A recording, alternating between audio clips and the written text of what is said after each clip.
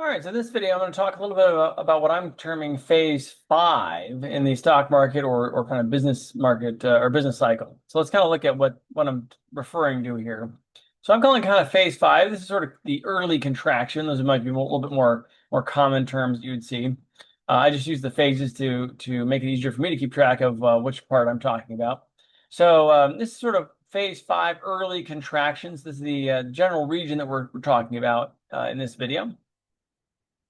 So sort of a brief description here. The economy is deteriorating at this point, so we're in a recession. Basically, the economy is shrinking. Stock market has been declining for some time. Bond market has been going down for some time. And investors are fleeing to safety, basically. Investors are looking for anything safe they can invest in.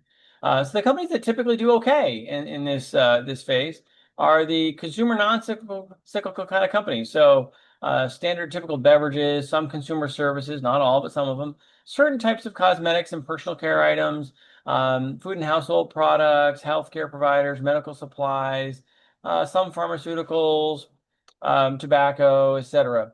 So basically, the idea here is companies that are providing necessary goods or services at lower cost in particular, and that's their business model, they do okay, at least in terms of sales and things like that. Think of it this way. I mean, the companies that are selling toilet paper and toothpaste, even in a recession, most people are still buying toilet paper and toothpaste. So now you may not buy the nicer toothpaste, but you're still buying toilet paper and toothpaste, right? So from that standpoint, if you are generally providing these goods or services, often at a lower cost, even going through recession doesn't necessarily harm your sales all that much. So it's more of those consumer non-cyclical or consumer staples kind of companies that tend to have relatively more stable sales. Even if the economy is going through a slightly bad period and shrinking and things like that a little bit.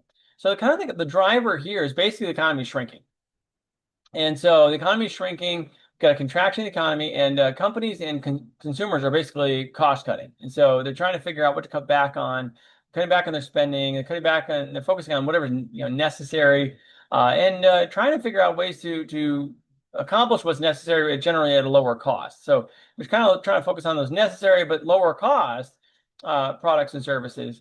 So if you have a company that provides some of those necessary kind of items and is kind of at that lower cost kind of price point, that's where your business model, low cost leadership or something like that for necessary kind of items, then generally those companies tend to do okay. And so what's happening to the yield curve here is basically somewhere here in kind of phase five. And this is where we're going to kind of trigger that edge between sort of phase five and phase one here. But somewhere in phase five, inflation is going to sort of drop off being as much of a concern. Because basically what's going to happen there is, we just don't have as much money chasing goods because we're in a recession and people don't buy as much stuff in a recession. So inflation is typically going to, start to drop out of being a concern. And then when the Federal Reserve responds to that by lowering rates, that's going to start to really touch off phase one again. And so we're going to go back to phase one. Now, keep in mind, just because the rates start going down doesn't automatically mean that phase five companies are going to do poorly or anything. These kind of companies are typically going to be thriving in this environment where the economy is shrinking, and they're going to do okay kind of in some of that early phase one period too, where the economy is still shrinking and things like that. And really, if you think about these kind of companies, they're selling some of these more necessary and lower cost kind of products. Think peanut butter and jelly and cereal and things like that. Oftentimes, their sales are remarkably consistent through basically good periods and bad periods in the economy. So they are often somewhat more stable, and that's why they're non-cyclical companies in terminology. So they'll still continue to do well, but they start looking perhaps relatively better, at least from a stock perspective, during this period when everything else is cratering and they're kind of holding up okay in terms of their revenues and at least. Their stock prices can still sometimes go down by quite a bit, but at least their profitability oftentimes doesn't take nearly as much of a hit as like the consumer cyclicals would. So generally speaking, for the yield curve is probably would have started off phase five a little bit more inverted because of the fact that the inflation was high, the short-term interest rates were high. And kind of when you get towards the end of phase five and you start transitioning into phase one, when the Federal Reserve starts lowering those rates, somewhere in there, basically the yield curve is going to start dropping down and being a little bit more normal.